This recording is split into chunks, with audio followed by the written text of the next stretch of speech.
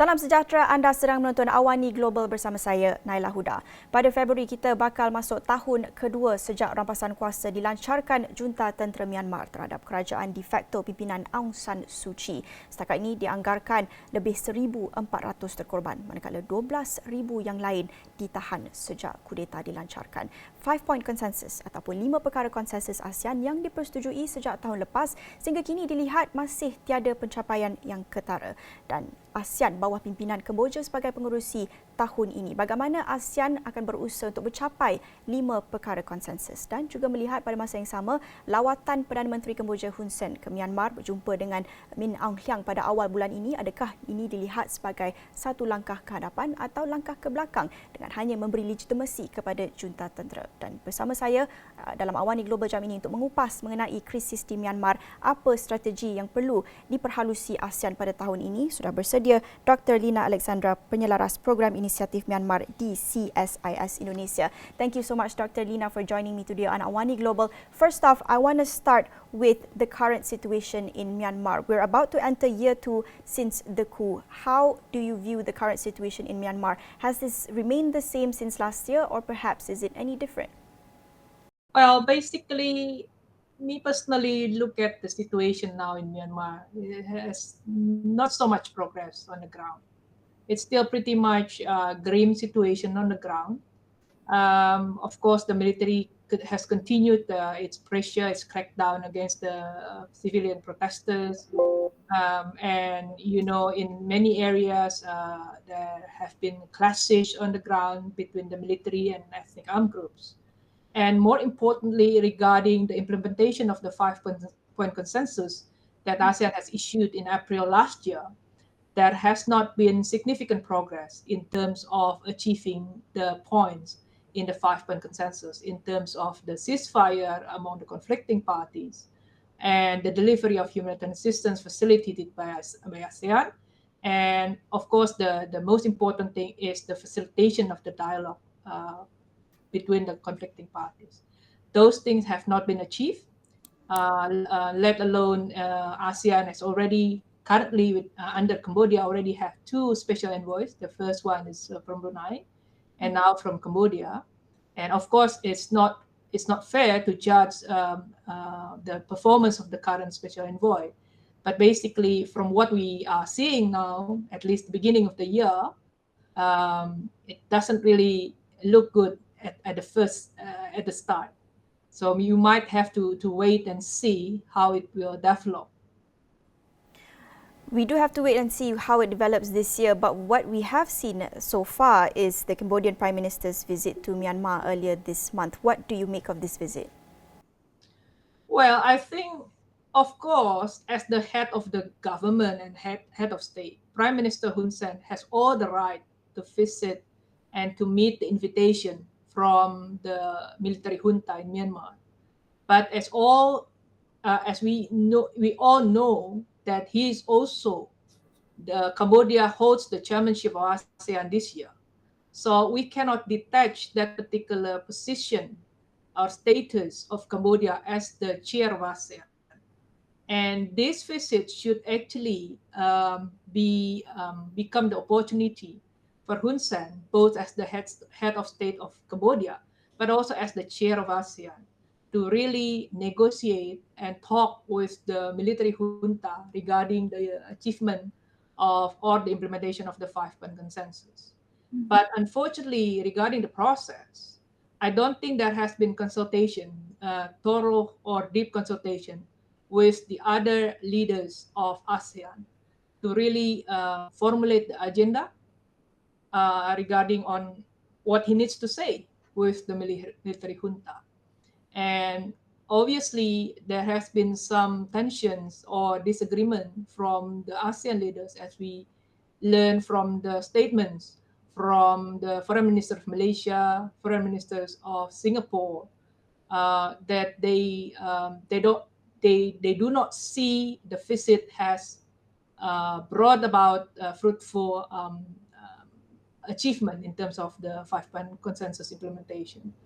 So so that's basically because there has been no consultation whatsoever with the other ASEAN member states. You mentioned the lack of thorough collaboration or consultation with other ASEAN leaders. I want to look at Cambodia's foreign minister's statement previously where he said his country as ASEAN chair would take different approaches to the Myanmar crisis. What can we expect and what do we know based on Cambodia's past experiences in diplomacy, its relationship with Myanmar? What can we expect with Cambodia as chair of ASEAN? Well, I think in terms of the qualities that Cambodia has, we know Cambodia has had the experience before with its own internal conflict during the 70s up to 90s. At that time, Cambodia had not joined ASEAN, but then Cambodia has become the benefactor of ASEAN facilitation process at that time, led by Indonesia. So in terms of those qualities, actually, on the paper, Cambodia has those qualities to be a good chair and facilitate, like leading ASEAN together to lead the peace facilitation process in Myanmar. But again, I think there are certain other works that need to be done. Not only those qualities, those capacities, but certainly this should be treated not as a one-man show. This should be treated as the ASEAN effort in which Cambodia is the chair. So the main task of Cambodia is to bring ASEAN together, to unite the 9 ASEAN member states to come with the common approach on how ASEAN should make a breakthrough in helping Myanmar as a member of ASEAN to really settle their own problem. In a policy brief, you stressed that as Myanmar continues its descent into being a failed state, time is of the essence. And we're talking about how we should not be treating it as a one-man show. But do you see that ASEAN should be given more time and space to push for a breakthrough in implementing the 5-point consensus? As we've seen in the past year, there's been plenty of time and space. A lot of the regional major powers have stayed on the sidelines. Should they be given more time? Well, the problem is, as much as ASEAN wants to be given much more time, as I mentioned in my previous policy brief as well, time is ticking. The situation cannot wait for ASEAN to delay any longer. That's the problem. That's why the role of the chair, the role of the special envoy are very, very crucial to really set up their footprints, to really set up their foot in Myanmar, to to bring the conflicting parties to the negotiation table. But at the same time, of course, they need to do a kind of ceasefire, or I prefer the term humanitarian pause. So both parties, they need to stop the hostilities, to stop the violence, to allow this humanitarian assistance to be delivered into the country, because we know the situation in the country, because of the political crisis and humanitarian crisis, have been so grievous, plus or added by the COVID-19 pandemics, as we all know.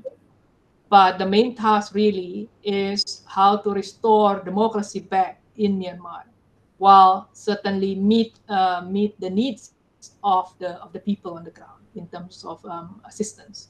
Just on that note about the 5-point consensus, how do you see the progress or perhaps the lack of progress? Because there has been some different views within ASEAN member states. Some see there being no progress at all. Some see as the visit made by the Cambodian Prime Minister as being at least some effort towards achieving more dialogue with Myanmar in efforts to achieve the 5-point consensus. But how do you see the progress in achieving the 5 points?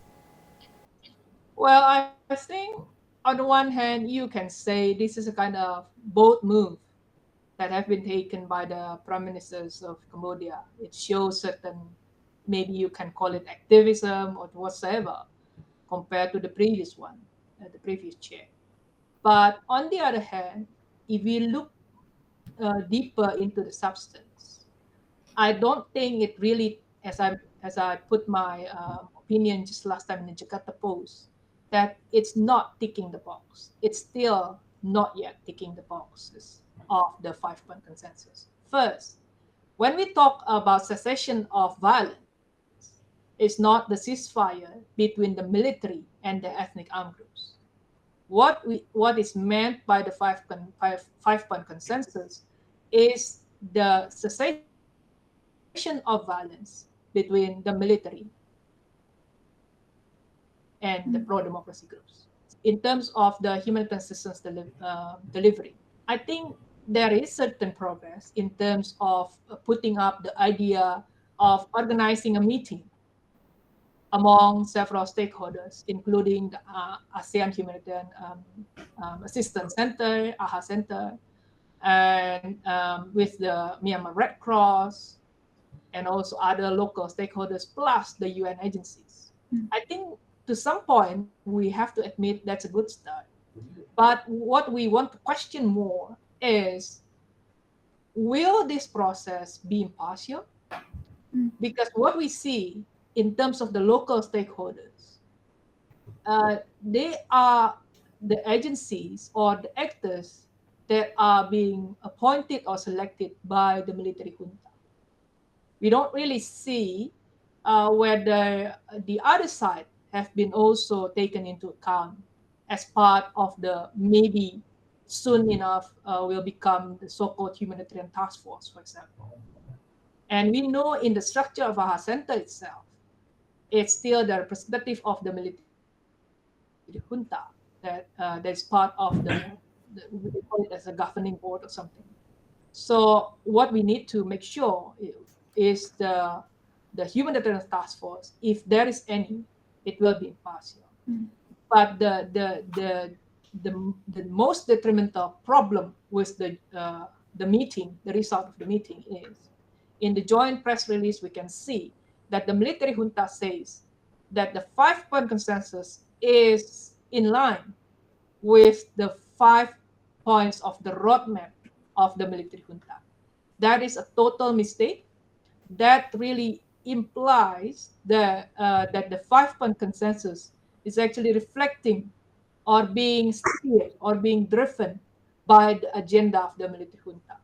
And ASEAN should avoid that kind of trap, because as we know from the outset, the military has been trying to twist the 5-point consensus as to be implemented according to the pace, according to the intention of the military junta.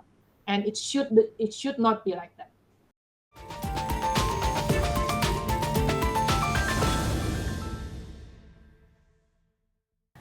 Now, I want to move on to another thing that you mentioned in your policy brief regarding the roles of regional major powers in dealing with the Myanmar crisis. Why have regional major powers like China, India, and South Korea, why have they remained on the sidelines throughout this crisis? Well, basically, I think it's quite normal, of course, for these major powers or regional powers to be cautious in their steps.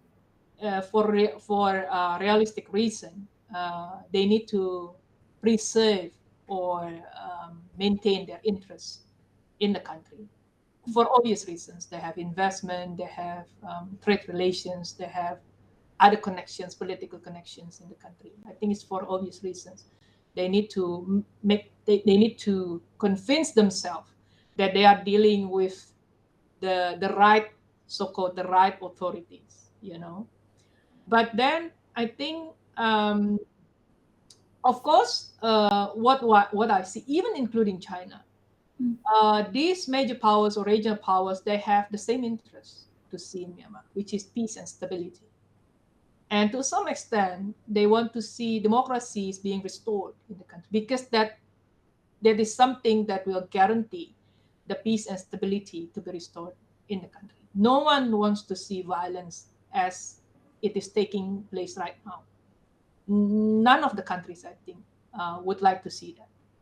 So, but then they need to be ensured about how the local actors, how the stakeholders in Myanmar will settle the problems among themselves. They respect that these actors deal with their own problems. And I think it's a good sign, to be honest.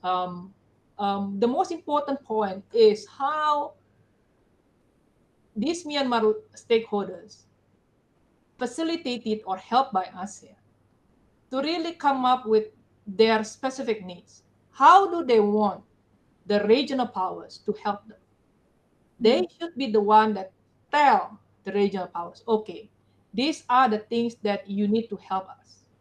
Instead of they put in their own agenda. This is something that we don't want to see. That's why that's the role of ASEAN, to help their own member states to come up with these ideas, to formulate, okay,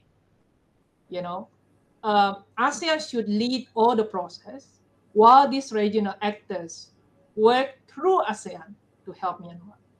Just like in the Nargis situation. Of course, we cannot, this is not apple to apple comparison with Nargis. It's totally different conflict, different type of conflict, different type of crisis. But the way the solution or the role is being coordinated is still exactly the same. ASEAN should be the leading coordinator on how we should engage these regional powers. So I think it's good to let these regional powers to be like that. They're cautious. They're waiting and see, waiting for the signals from Myanmar and ASEAN itself. Okay, here are the areas where we need the regional powers to play a role. You see it being as a good sign that these regional major powers they have some sort of respect towards stakeholders solving these problems themselves in the first place. Why do you see this as being a good sign, and what could perhaps be some risks if regional major powers were to step in? Could there be a risk of creating an even bigger mess in Myanmar? Yeah, if ASEAN cannot come up, and I mean, like helping the local stakeholders in Myanmar to come up with the rules of the game, on how we should how we want these regional powers to step in and to play a role. That is exactly where the danger is. Right? So the first thing is ASEAN has to be united in this case, because once this regional powers see ASEAN is being divided and cannot come up with the common approach and united approach on how they should deal with Myanmar, this is exactly the crack where these regional powers can seize in and then put forward their vested interests. That's why, you don't want someone else to meddle into your own problems, intervene into your domestic affairs. But you cannot avoid that is happening if you don't deal with your own problem. So it's up to you. Yeah. So, and that's exactly the thing that we can actually say to Myanmar. I mean, like ASEAN can say to Myanmar, if you don't want to work together with ASEAN, then we cannot avoid that these regional powers, these major powers, can just step in and then ruin everything. And that's exactly that we don't want to see. That's why you need really to work together with ASEAN, because ASEAN is a family. ASEAN can really shield you from this so-called foreign intervention. Do you see there being enough dialogue so far between all stakeholders, local stakeholders, the civil society, as well as ASEAN member states? Well, I think it's still very limited for obvious reasons. The military has been put a lot of pressures, especially for the civil society, to engage with the other stakeholders in the region. But I think there are certainly a lot of opportunities, as we can see. Despite of all the pressures, the control from the military, I think there has been increasing engagement uh, um, between the stakeholders in Myanmar and the regional stakeholders. at the civil society level, at the think tank level. I think there has been some quite extensive engagement, especially because some are not really based in Myanmar. There are some exiles. They are still have the some rooms to actually engage. Uh, so I think that of course it's not enough. There should be more and more engagement whatsoever with the external stakeholders. Yeah. Of the 5-point consensus, one of the most urgent points that needs to be addressed is providing humanitarian assistance. But what's been outlined in the 5-point consensus is providing humanitarian assistance through the AHA Centre. How has this been going? Previously, you said there's been a little progress in providing humanitarian assistance, but how has this been going overall, and what needs to be improved? Well, I think the idea has been put forward in the joint press release. I haven't heard so far how that is being operationalized so far, because we know AHA Center itself is not designed to operate in this type of situation. Internal conflict, internal crisis, it has not been equipped or be given capacities to do so. They are excellent in terms of resources to be deployed for natural disaster situation, but they are not to be. They are not. They are. I don't think they have the mandate at the most. They don't have the mandate to operate in this type of situation where local authorities they are competing for legitimacy. So it's very challenging on how AHA can actually operate on the ground. But again, what I personally think, and we in CSIS have been have come up with some ideas. It's creating more of a mission actually, a larger mission, and where this humanitarian task force can be part of the mission, and they should be able to operate from within Myanmar. I know it's probably sounds hypothetical, but from the very beginning, I think it's very clear we don't want the AHA Center only operate to bring aid and stop at the airport and let the military to distribute the aid because of the type of crisis that they have. In terms of natural disaster situation, in that particular context, that can be done because you have one legitimate authority to do so.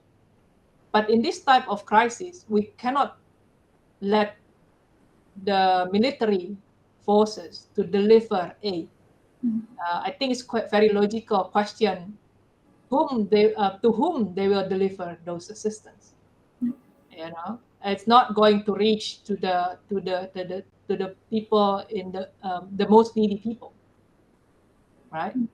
So that's exactly the point that ASEAN should think about really when they design this humanitarian task force.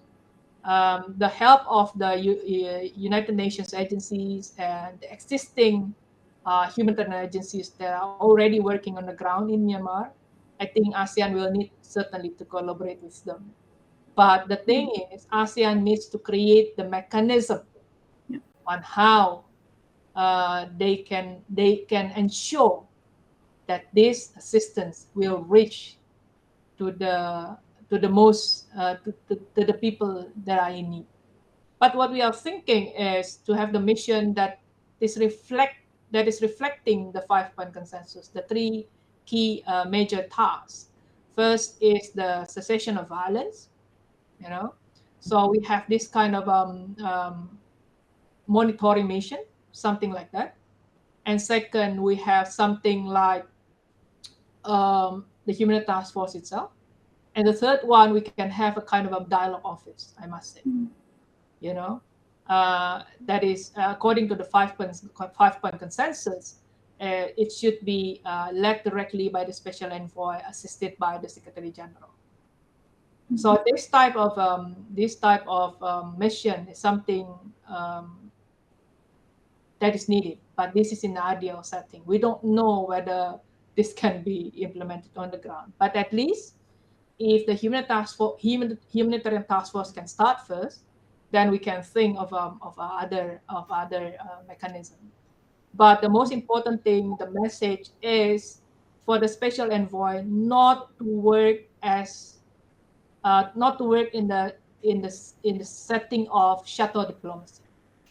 They need to work from within the Myanmar. The office should reside there to be able to really work effectively on the ground.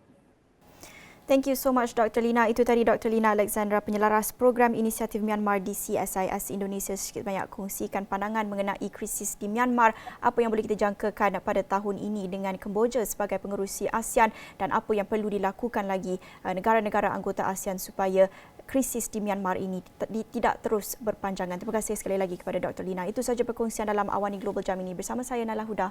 Kita jumpa lagi. Salam hormat.